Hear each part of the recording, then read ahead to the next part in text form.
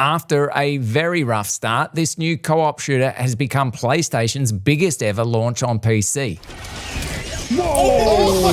That's definitely a new. Helldivers 2 hit over 155,000 concurrents at the weekend, double what the previous title holder, God of War, got on its PC debut. Helldivers on ice. We're slipping. We're slippery. Yeah. I got him. The last Helldivers came out 9 years ago, and number 2 was looking doomed after massive server troubles on day 1. Keep running, run. But now it's number 4 on Steam. Okay, watch this. Boom. Did you just take him into an explosive? Dead. Oh, he's alive. Nope.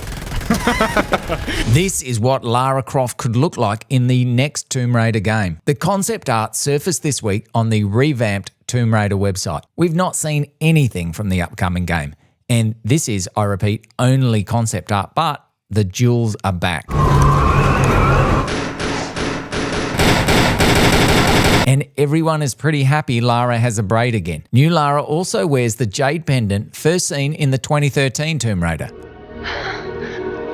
Incredible. That combo of features from old Tomb Raider games in one image got some people excited. Why?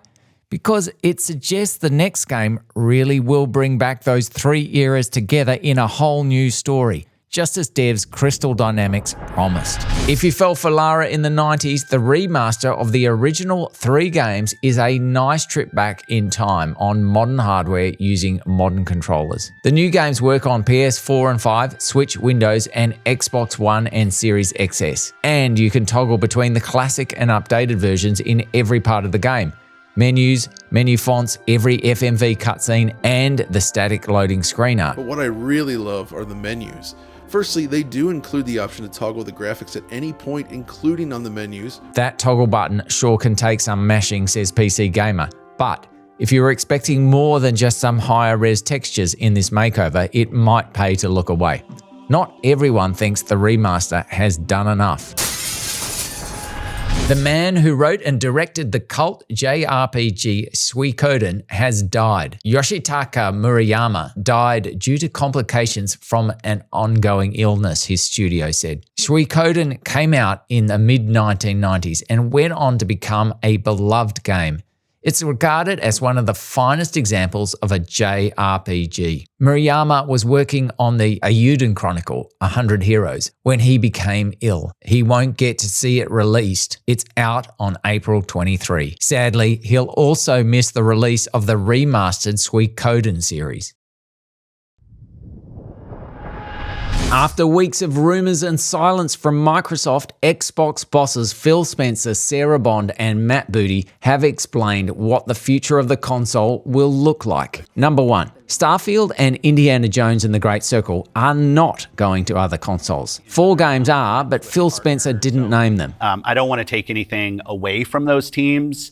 So I won't be talking about the titles specifically. The Verge reports that the 4 games will be Hi-Fi Rush and Pentiment, followed by Sea of Thieves and Grounded. Yeah, there's really no fundamental change to how we think about exclusivity. Number 2, Activision games are coming to Game Pass starting with Diablo 4 on March 28. Number 3, they threw Xbox console owners a few bones. Some exciting stuff coming out in hardware that we're going to share this holiday. And we're also invested in the next generation roadmap.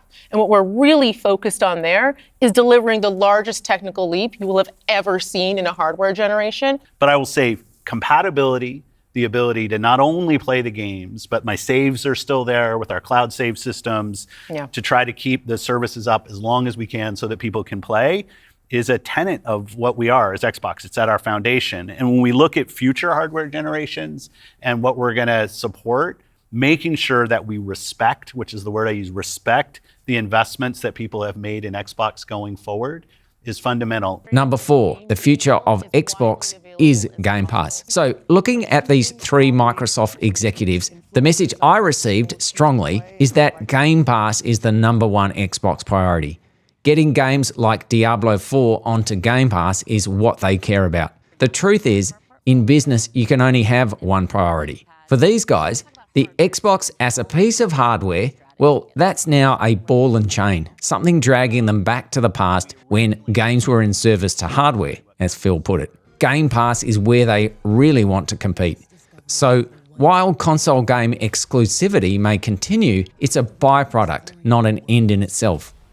They have 34 million signups to Game Pass already. I'd bet a lot that if they made that number 100 million, there would be some fat bonuses happening for Phil Spencer, Sarah Bond, and Matt Booty.